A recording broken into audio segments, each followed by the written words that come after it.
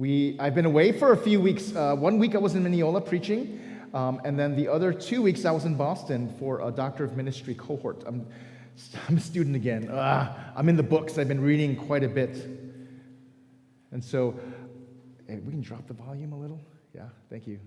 Yeah, and so I missed you guys. I was 2 Sundays away for the first time in a while, and so happy to see you all.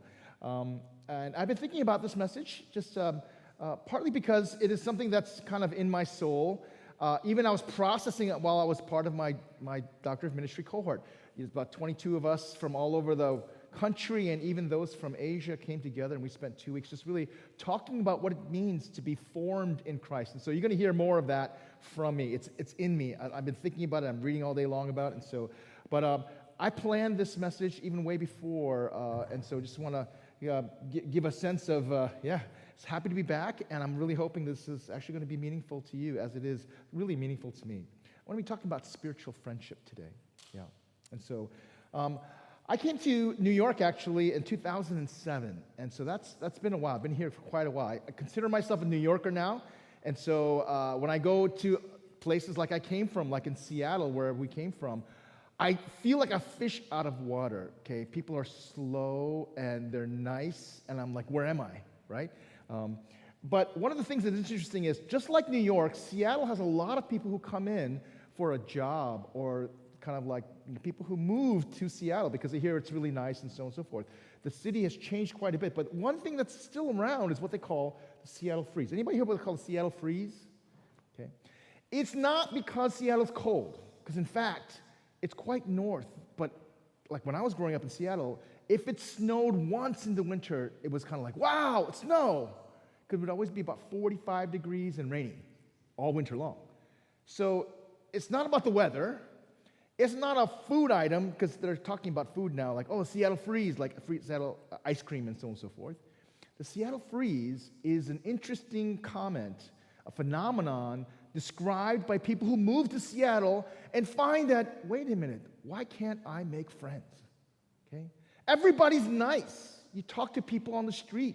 They're so nice to you. They smile and so on and so forth. But after a few months, you realize, I don't know why. I can't make friends here. So this little comment, it's not my fault I can't make friends. It's just that everybody here sucks, right? Something's wrong. Like in Midwest or even from New York, life is crazy. There's lots of people. And you find your group, you find your tribe, you make friends. But in Seattle, it's not that easy. They even describe it as kind of like almost a dictionary term, right? That people go to Seattle and they can't make friends, and they wonder why. You feel frozen out. You feel not just, and this is the harder part because Seattle has so little sun in the winter. It's a place where Seattleites have the most depression, clinical depression of all cities, all regions, actually in the Pacific Northwest, than the rest of the country. So to be in a place where there's no sun and no friends, it's quite depressing. But I'm finding that maybe this kind of declaration that, the Seattle Freeze, it's hard to make friends. There's people, but you just can't connect.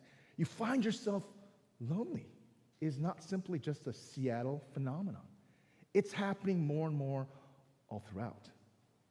Not just in cities like New York where there's people come and go and so on and so forth, or where sometimes for us when we're moving from place to place, you go to college and you come out of college and all your friends are scattered and you're in a new city, or you are finding that people are moving, friendships that have lasted for a long time, and it's not the same when you're not next to them. It takes so much more intentionality. Or sometimes you find that these friends that you've had for a long time, you start realizing, whoa, I don't know if I really trust them, right?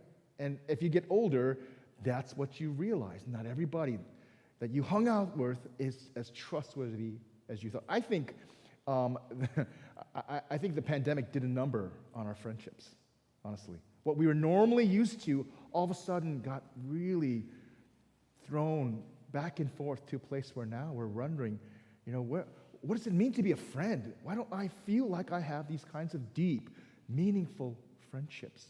Yeah? When was the last time you asked that question? What does friendship mean? What is a friend? Yeah? Sometimes we ask that when we thought a friend that we had didn't turn out to be one. They were not loyal. They were not there when you needed them. There's distance that developed along the way. That language of what is a friend has been really kind of diluted because of social media. Anybody can be your friend, and oftentimes they're not good friends, right? You might have thousands of friends, but not one that you can really share your heart with. Not one that you feel connected with, that you feel like I can move forward in life with. Yeah. As you get older, it's harder to make friends. Is that true? Yeah, all the older people are saying yes, yes, yes, yes, yes. And it's sad because as we get older, we should be more comfortable with ourselves. We should have kind of a more willingness and a more security to go and make friends. But it's the opposite. Yeah. We're finding the reality and like the skill, the art of making friends has actually been really, really hammered away at to a point where we find ourselves friendless. Yeah? Well, today I'm talking just not about friendship, but a specific type of friendship, what we're calling spiritual friendship, that I think really is the core of how we were built. That we have room for friendship because we were built in such a way for spiritual friendship. That our friendships outside of what I'm going to reference as spiritual friendship is an echo. It is a capability, it's a part of who we are because we were made for spiritual friendship. And that we won't really truly find ourselves and be whole and be really thriving until we forge these kinds of spiritual friendships, especially if we're in Christ. All right. So, what is a friend? What does it look like to be a friend? How would you describe that? How would you talk about that, right? Somebody who you enjoy being with, right? Somebody who annoys you till all, you don't want to be around them, they're usually not your friends, yeah, right? Because friendship is about choice. You don't have to be a friend to anybody. It's one of the most freeing things, right? Unfortunately, family sometimes is not a choice, okay? You're stuck with family. Okay? You can't unfamily your family. You can try, but you really can't unfamily your family, right? Sometimes the relationships that we have are forced on us. You go to work and your colleagues, you didn't always completely choose those colleagues. Okay, your boss might hire somebody else and you might not like them, but you have to work with them. You have to be around them. You're living in a country where, if there's a war, and if you're under 18, or you turn 18, you have to sign up to be on selective service, then you might get drafted because some of these expectations, some of these relationships, obligations are there, they're forced on you, okay? Friendship is the one relationship where it's all voluntary. Isn't that interesting? So sometimes friendships are the most pure, yeah? There's nothing holding you together except you're wanting to make and keep and grow that friendship. I think there's something for us to actually think about that the scriptures will talk about relationship through these other kinds of obligations, other kinds of, dynamics.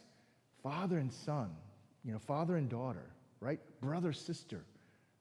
Church is a family. Relationship with God is a parent, a father who has a mother heart for us. But the beautiful part is that's not the only way God describes relationship with us and Him. And actually, it's not the only part of our humanity. In fact, as we're going to find, that our relationship with each other is deeply reflecting a kind of friendship.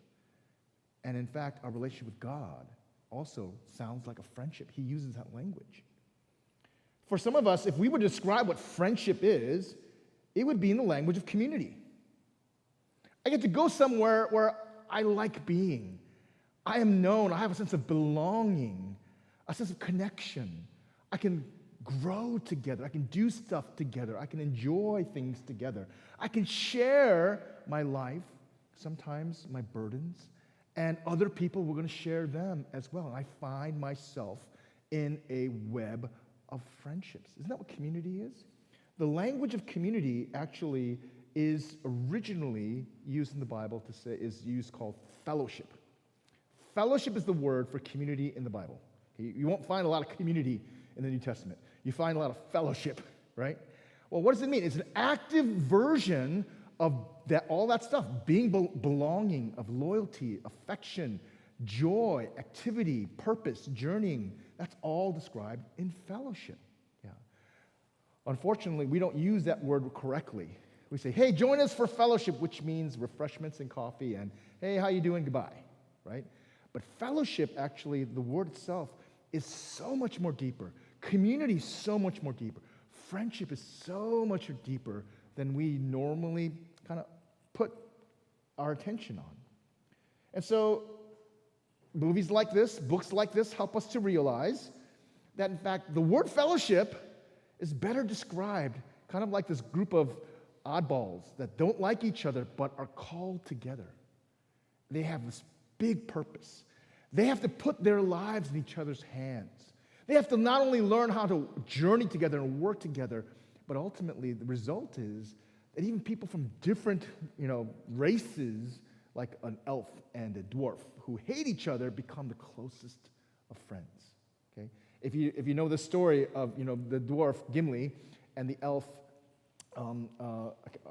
Legolas, their peoples hate each other until after this whole experience.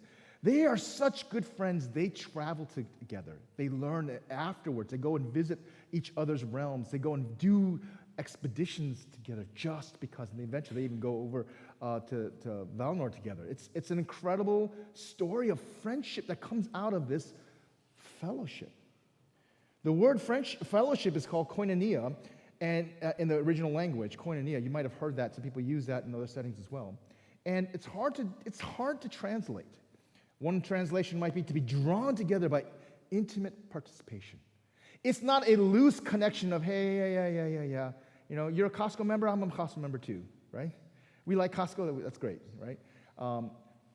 Not putting down Costco at all. In fact, you can have a long, deep conversation about Costco. But it's about a deeper relationship than that. Intimate participation. You are sharing your life, sharing things with each other. A selfless immersion into each other's lives, right? And so this language of fellowship, of community, is in many ways the ground in which we understand what friendship actually is. Koinonia means to share. Share your life deeply. Share your meals. Share your hopes. Share your weaknesses and your strengths, your giftedness and your brokenness, as you're sharing in a journey together, a journey of growth, journey of life, journey of purpose. That's what the Fellowship of the Ring was. They fought for each other. They spent time together, and they grew to not only respect and care for each other, but even to sacrifice for each other.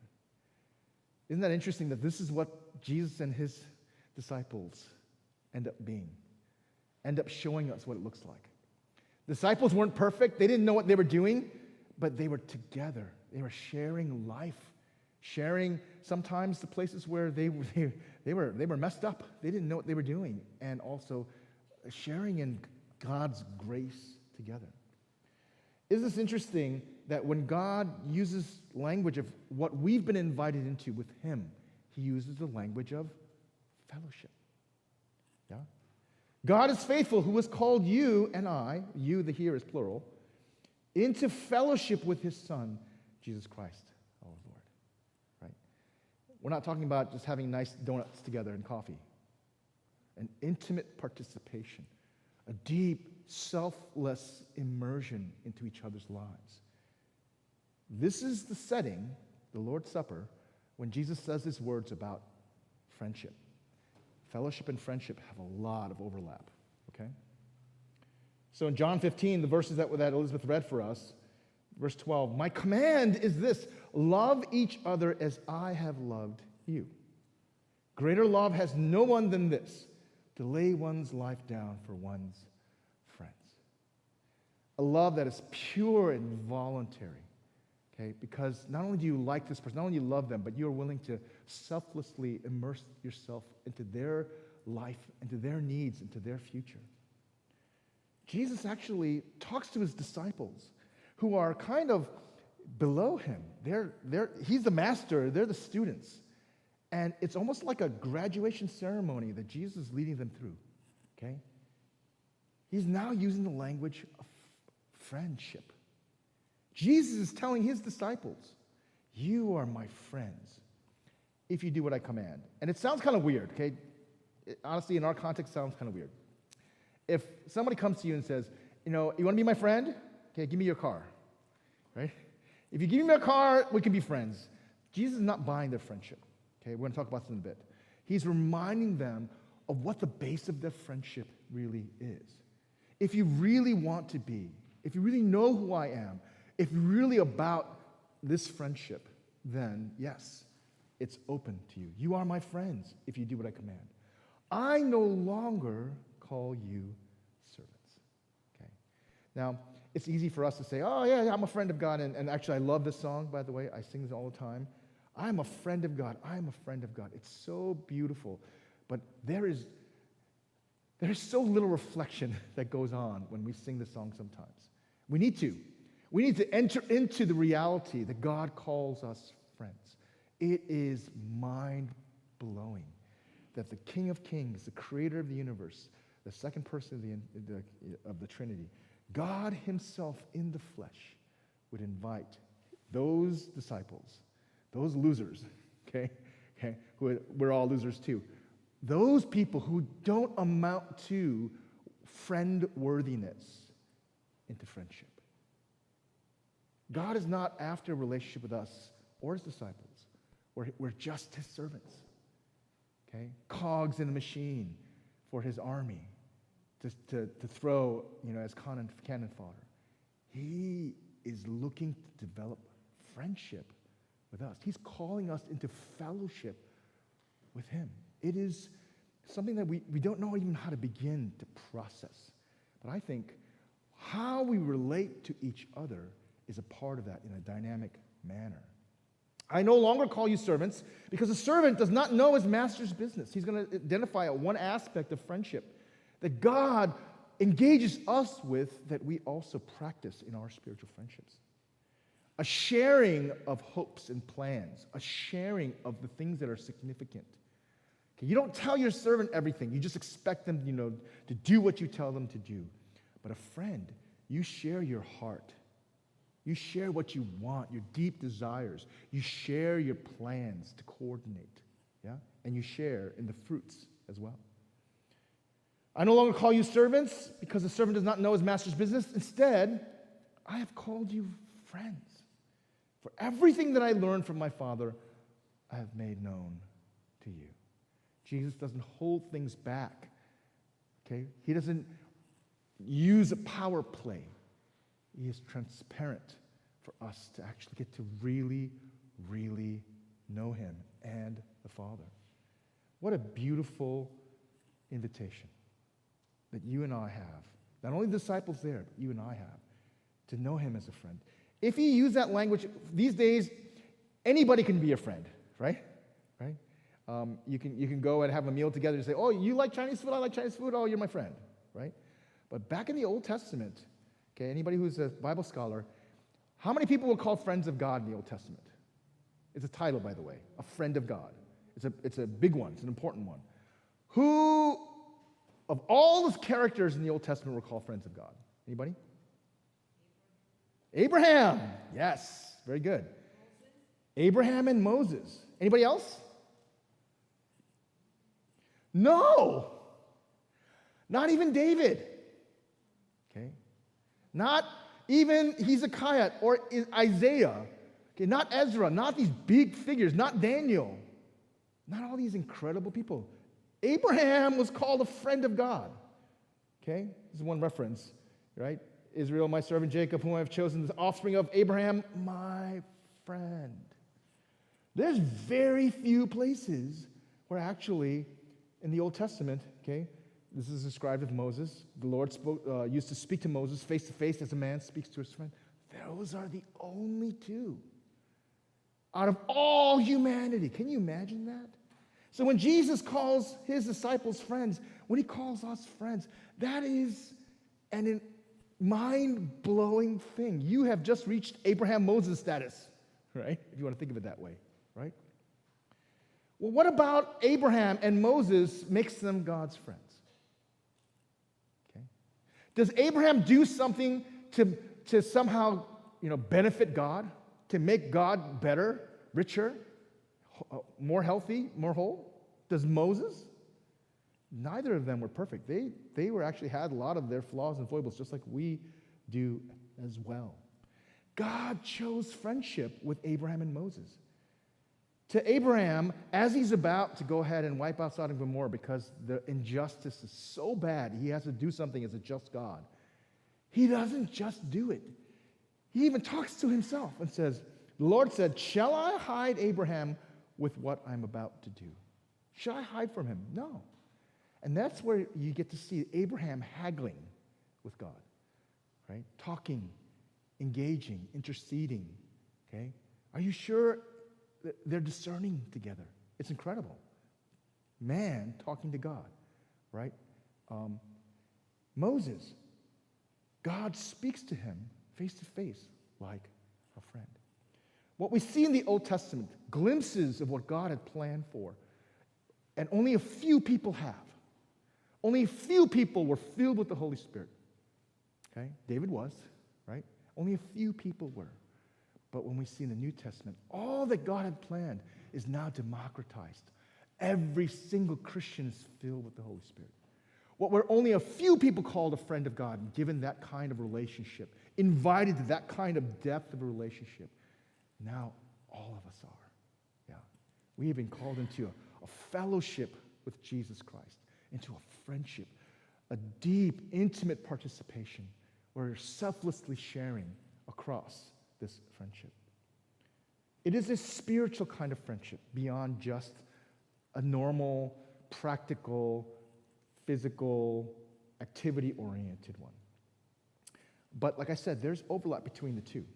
If you want to learn what friendship kind of, some thoughts on friendship, C.S. Lewis does a really good job in a book called Four Loves. He describes different kinds of loves through the different words for love in the Greek New Testament. And the word for friendship is phileo, okay? You might have heard another word, agape love. It's a different kind of reflection of love. Storge is a kind of like a family love. There's different kinds of words for love. This is where the English language is really poor. We only have one word for love. And we have to put all these, have to work through all of it, but other languages and other people's understood. There's nuances in this. But a friendship love is different from erotic love, a love across male and female, a romantic kind of love, right? And so he's describing this friendship, and he says, to the ancients, people who lived through the human condition, lived through life, to the ancients, friendship seemed the happiest and most human of all loves. Okay? It seemed to be the purest and kind of the most enjoyable of all loves. It was the crown of life. If you found a friend, you succeeded as a person in life. It was a school of virtue. You learned how to be good. You learned how to grow through this friendship. Iron sharpens iron stuff, right? You rub off on each other. The good comes to you through a friend in almost a kind of a learning experience. This is a school of virtue. However, the modern world, our world, in comparison, ignores it. Is that interesting? We don't know what it means to be friends. We don't know the benefits of it. We want it desperately. We don't know how to make it, and we actually don't know what's fully for. Okay? And so people actually want friends, okay?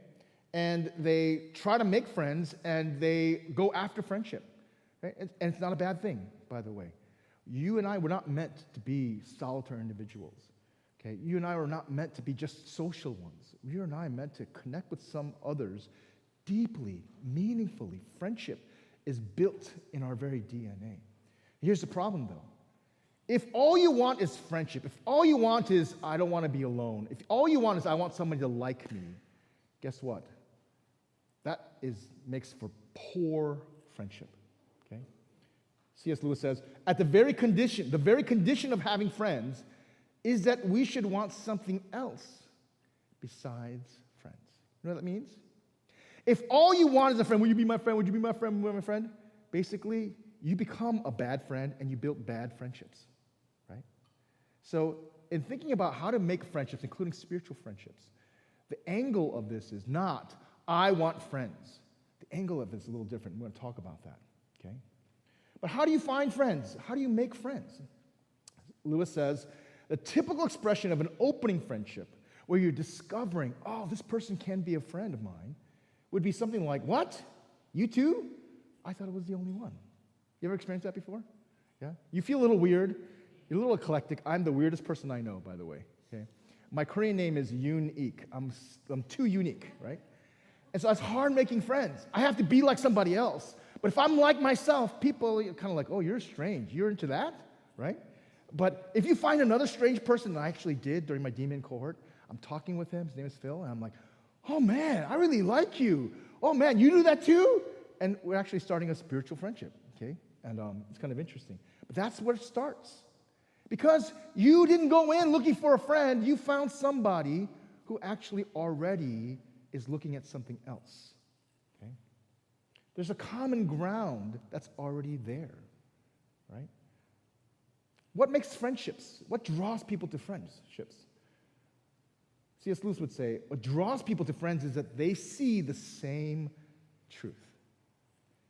They share it. They already see something that they already want to pursue, already value, already have a common ground. And they're surprised. You too? Okay, you like hiking too? You like tennis too? Okay, that's a version of friendship, right? Where you already share something and you find that there's so much room to share more. You might share some values, okay? But here is saying you share truth. Truth is durable. Truth is actually really powerful for a kind of friendship, okay? Because truth actually speaks to you love something. You are committed to something or someone. And because of that, when somebody else is equally committed, and if they are adoring and they're loving and pursuing something or someone, guess what? You are already ready to be friends. So, C.S. Lewis helps us understand what friendship is through another lens by saying, when a man and a woman love each other, the romantic kind of love, they face to face, they look at each other, they want each other. But friendship, phileo love, is different. Friends sit side by side and their eyes look ahead at something else together. Okay? So, for example, you know, I make friends on the tennis court, okay? Because we just start hitting for a little while and you realize, oh, that guy's pretty good. And then you say, hey, you want to hit a little together? And then you hey, are you busy next week? You make friendships because you're both playing tennis and you like tennis. You both make friendships because you like this or that. And that's the basic kind of way you make friendships. But often those friendships aren't very deep. Because the object of your friendship, it might be valuable, but it's not necessarily deep, deep truth. Okay? I mean, I don't know how many people will die for tennis, right? They might love it, but it might not necessarily bring out the kind of fullness of connection, okay? I'm not saying you shouldn't have other kinds of friends, but yeah, if you want a really meaningful friendship, the object that you're both looking at together should be worth what you're really, really pursuing and looking after. Friendship by the ancients was actually talked about and thought about quite a bit. There's this guy named Aelred Ravoux in the 12th century. Cistercian monk, okay? And the monks had to think about friendship because they were always lonely, right? And in the midst of this, he actually wrote through to this day, it's been 1,000 years, to this day, this is probably still the best book on friendship. Isn't that interesting? Because they knew what friendship was, and we don't. He describes 3 kinds of friendships. First is a carnal friendship, okay? Thieves can be friends, okay? Bandits who hurt people can be friends. Because you connect on something that's bad. You can connect. Okay, Epstein had a lot of friends, right? They did bad stuff together. That's not the kind of... So you can have friends and you can enjoy yourself, but it doesn't produce something good because the object of your friendship is not worthy, yeah? Most people have worldly friendships. The reason why you're a friend is because you get something out of it. Somebody to play tennis with, okay? Somebody who actually maybe in your field and can give you resources. But basically what this is you're using them, they're using you. And the second you are no longer usable, the second that they no longer have a benefit for you, there goes your friendship. Okay? Sound familiar? Of what sometimes our friendships are like when we build it on something that's not that durable, not worth it. This is the third category from Élie Revaux. A spiritual friendship is where you're both already in love with God and you're wanting to know Him and grow with Him. And you see this person, and they love God too. And they are realizing it's hard to grow in life, grow in God, and to have somebody on the same journey toward the same person. It is so meaningful. I think this is what we were built for fellowship. The center of our fellowship is Christ. We're drawn into Him. I think this is what we're built for, where our friendships are the most meaningful, most durable, the most valuable, because the object of our friendship, the friends who are sitting side by side in C.S. Lewis's language, looking ahead, is God Himself. And I think this is one of the things that we just don't know how to do in our setting. Another way of saying it, your experience of koinonia is a direct reflection of your spiritual friendships. If you want community, but don't know how to make spiritual friends, you'll never have community because there's so much overlap. If you begin to learn how to be and grow spiritual friendships, community comes in play. Because what are you doing? You're having more than one together of the spiritual friendships. Because you're all looking together toward the same person. You're all on the same journey pursuing God. Okay? Well, I think we should learn to be better, learn how to do friendships better. Okay? Because, think of it this way. All of our human relationships change. They all merge into friendship. Okay? If you had a boss for a very, very long time, and you make a lot of money, and you don't need the job anymore, but you've learned so much from each other, you respect each other so much, you have now become friends. Okay? My daughter is now 24 years old. Okay? I do not tell her, did you brush your teeth? What did you eat? Right? Look across the street both ways before you walk. I don't do that stuff anymore, right? Because as I get older, as she gets older, she's going to become a wife, hopefully, and a mother, possibly. We're going to be talking about other kinds of things.